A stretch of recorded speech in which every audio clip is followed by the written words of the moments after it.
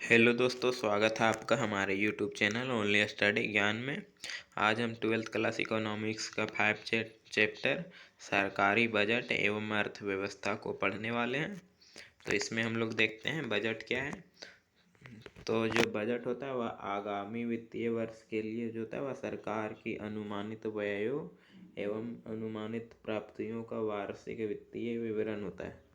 तो बजट क्या है, तो एक वर्ड में बोले तो सरकार की जो होती है वह अनुमानित आय और अनुमानित व्यय का जो विवरण होता है उसे ही बजट कहा जाता है।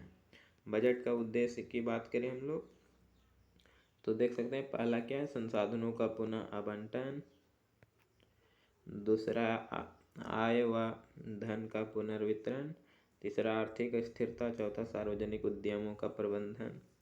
पांचवा आर्थिक विकास और छठा निर्धनता एवं बेरोजगारी का उन्मूलन। अब हम लोग बजट की घटक की बात करें तो यहाँ देख सकते हैं, पहला है राजस्व बजट, दूसरा पूंजीगत बजट। तो जो राजस्व बजट होता है वह सरकार की राजस्व प्राप्तियों एवं व्यय का वितरण होता है। इस टेबल में भी समझ सकते हैं बजट क्या है। तो बजट को दो भागों में बांटा गया, पहला सार्वजनिक व्यय गवर्नमेंट एक्सपेंडिचर और सार्वजनिक आय गवर्नमेंट रेवेन्यू। तो जो यहाँ पे होता है सार्वजनिक व्यय उसे भी दो भागों में बांटा गया, राजस्व व्यय और पूंजीगत व्यय। और फिर यहाँ सार्वजनिक आय है उसे भी राजस्व प्राप्तियाँ और पूंजीगत प्राप्तियाँ में बांटा गया है। फिर जो राजस्व व्यय है उसे भी दो भागों में बांटा गया है, क्रियात्मक या फिर विकासात्मक और गैर क्रियात्मक या फिर गैर विकासात्मक। और इसी तरह राजस्व प्राप्तियाँ को दो भागों में बांटा गया, पहला कर प्राप्तियाँ, दूसरा गैर कर प्राप्तियाँ। फिर कर को भी दो भागों में बांटा गया, प्रत्यक्ष कर और अप्रत्यक्ष कर। और प्रत्यक्ष कर को केंद्रीय प्रत्यक्ष कर और राज्यीय प्रत्यक्ष कर। और फिर अप्रत्यक्ष कर को भी केंद्रीय और राज्यीय में विभाजित किया गया है। तो यह हो गया बजट के घटक। अगला टॉपिक हमारा है बजट को दो भागों में बांटा जाता है, यानी कि जो बजट है उसे मुख्यतः दो भागों में बांटा जाता है, पहला बजट प्राप्तियाँ और दूसरा बजट व्यय। तो हम लोग देखते हैं बजट प्राप्तियाँ क्या है। तो इससे तात्पर्य है कि वित्तीय वर्ष की अवधि में सरकार की सभी स्रोतों से अनुमानित मौद्रिक प्राप्तियों से है, इसे ही बजट प्राप्तियाँ कहा जाता है। यानी कि बजट प्राप्तियों को निम्न दो उपवर्गों में बांटा गया, पहला राजस्व प्राप्तियाँ, दूसरा पूंजीगत प्राप्तियाँ। तो हम लोग एक करके देखते हैं। तो यहाँ है राजस्व प्राप्तियाँ में पहला कि ये सरकार की परिसंपत्तियों को कम नहीं करती हैं, दूसरा ये सरकार के दायित्वों को भी वृद्धि नहीं करते हैं, तीसरा ये आवृत्ति में प्रवृत्ति होती है। पूंजीगत प्राप्तियाँ देखें तो सरकार की परिसंपत्तियों को कम करते हैं, ये सरकार के दायित्वों में वृद्धि करते हैं और ये आवृत्ति में परिवर्तन नहीं करते हैं। तो यह हो गया हमारा बजट प्राप्तियाँ। अगर बजट प्राप्तियाँ को टेबल के अनुसार देखें तो बजट प्राप्तियाँ को दो भागों में बांटा गया, राजस्व प्राप्तियाँ और पूंजीगत प्राप्तियाँ। फिर राजस्व प्राप्तियाँ को कर राजस्व और गैर कर राजस्व। कर राजस्व को प्रत्यक्ष कर, अप्रत्यक्ष कर। और प्रत्यक्ष कर में आय कर, निगम कर, संपत्ति कर। अप्रत्यक्ष कर में बिक्री कर, सेवा कर, मनोरंजन कर और जीएसटी को रखा जाता है। और गैर कर राजस्व में जो है वह व्यावसायिक राजस्व, ब्याज प्राप्तियाँ, लाभ एवं लाभांश, अनुदान जिसे कि एथिकल सब्सिडी कहा जाता है, फीस, लाइसेंस फीस और जुर्माना आदि को रखा जाता है। पूंजीगत प्राप्तियाँ की बात करें तो इसमें उधार एवं अन्य दायित्वें, ऋणों से वसूली या फिर पुनर्प्राप्तियाँ और विनिवेश प्राप्तियों को रखा जाता है। अब हम लोग बजट व्यय की बात करें तो इससे तात्पर्य एक वित्तीय वर्ष की अवधि में सरकार द्वारा विभिन्न मदों के ऊपर की जाने वाली अनुमानित व्यय से है। और बजट व्यय को दो निम्न मुख्य उपवर्गों में बांटा जाता है, पहला राजस्व व्यय, दूसरा पूंजीगत व्यय। तो देखते हैं राजस्व व्यय का, तो ये सरकार की परिसंपत्तियों में वृद्धि नहीं करते हैं और ये सरकार के दायित्वों को कम नहीं करते हैं, जैसे कि ब्याज का भुगतान, आर्थिक सहायता, कानूनी स्वास्थ्य बनाए रखने आदि की। और ये आवृत्ति परिवर्ती प्रकृति के होते हैं।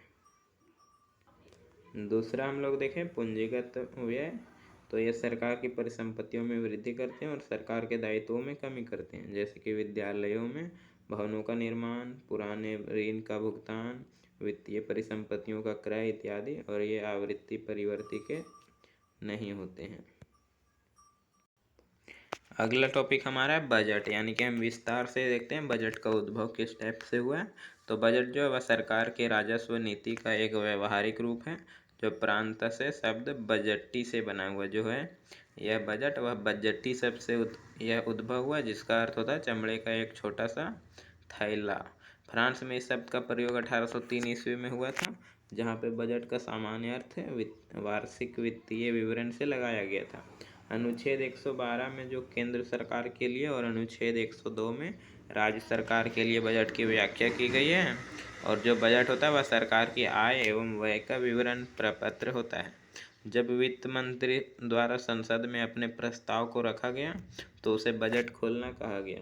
और जो भारत में बजट को जो है वह संसद के सम्मुख प्रस्तुत होने के पूर्व बजट प्रस्ताव की जानकारी केवल होती है वह वित्त मंत्री को होती है। और 1773 ईस्वी में इंग्लैंड में इस शब्द का प्रयोग हुआ था बजटी शब्द का, जिसका अर्थ था वहाँ पे जादू के पिटारे। आगे यहाँ पे है कि बजट जो है वह भविष्य के लिए एक वित्तीय एवं विस्तृत योजना है जो प्रायः 1 वर्ष के लिए बनाया जाता है। यानी कि जो बजट होता है किसी भी देश का वह 1 वर्ष के लिए होता है। और भारत में सर्वप्रथम बजट जो है वह 18 फरवरी 1807 में पेश किया गया था, जो कि जेम्स विलियम द्वारा लॉर्ड कैनिंग के शासनकाल में हुआ था। इसलिए जेम्स विल्सन को भारतीय बजट का प्रणेता कहा जाता है। और परंतु स्वतंत्र भारत में जो है वह 26 नवंबर 1947 ईस्वी को RK शनिमुखम सेठी के द्वारा बजट प्रस्तुत किया गया। और इसके बाद 1950 ईस्वी में जॉन मथाई ने भारत में बजट पेश किया था तथा वर्तमान वित्त मंत्री श्रीमती निर्मला सीतारमन द्वारा सन 2021 में बजट प्रस्तुत किया गया। भारतीय बजट की जो अवधि होती है वह 1 अप्रैल से 31 मार्च होती है। और 1967 ईस्वी में अपनाया गया था इसे 1 अप्रैल से 31 मार्च। इससे पूर्व जो इसकी अवधि होती थी वह 1 मई से 30 अप्रैल होता था। और जो बजट तैयार करने की प्रक्रिया होती है वह 6 से 7 महीने पूर्व की जाती है। और भारत में जो होता है वह बजट फरवरी के अंतिम कार्य दिवस में प्रस्तुत किया जाता था, परंतु 2017 ईस्वी से यह बजट फरवरी के पहले दिन प्रस्तुत किया जाने लगा। यहाँ अगर देखें बजटी, यानी कि जो बजटी सबसे बना है उसका अर्थ होता है चमड़े का छोटा थैला। और यह सबसे पहले इसका उपयोग 1803 ईस्वी में फ्रांस में हुआ था। और बजट जो होता था वह वार्षिक वित्तीय विवरण होता है और आय एवं व्यय का भी विवरण होता है। और भारतीय बजट का प्रणेता जो है वह जेम्स विल्सन को कहा जाता है, जो कि लॉर्ड कैनिंग के कार्यकाल में 18 फरवरी 1860 को प्रस्तुत किया गया था। अगला टॉपिक हमारा है राजस्व घाटा। तो जब सरकार के कुल राजस्व व्यय उसकी कुल राजस्व प्राप्तियों से अधिक होता है तो उसे बजट राजस्व घाटा कहा जाता है। अगर राजस्व घाटे के प्रभाव की बात करें तो पहला यह सरकार की भावी देनदारियों में वृद्धि करता है। यह सरकार के अनावश्यक व्ययों की जानकारी देता है और यह ऋणों के बोझ को बढ़ाता है। अब हम लोग राजकोषीय घाटा की बात करें तो यह कुल व्यय की उधार रहित कुल प्राप्तियों पर अधिकता से होता है। और राजकोषीय घाटा इज इक्वल टू होता है कुल व्यय माइनस उधार के बिना कुल बजट प्राप्तियाँ।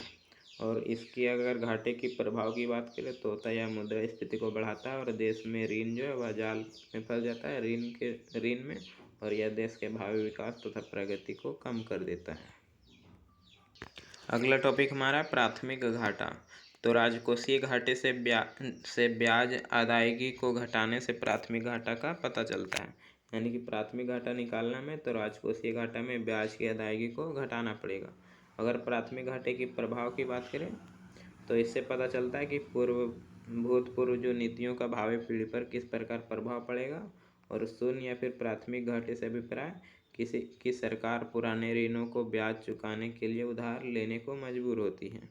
और यह ब्याज अदायगियों रहित राजकोषीय घाटे को पूरा करने के लिए सरकार के उधार की ज़रूरतों को दर्शाता है।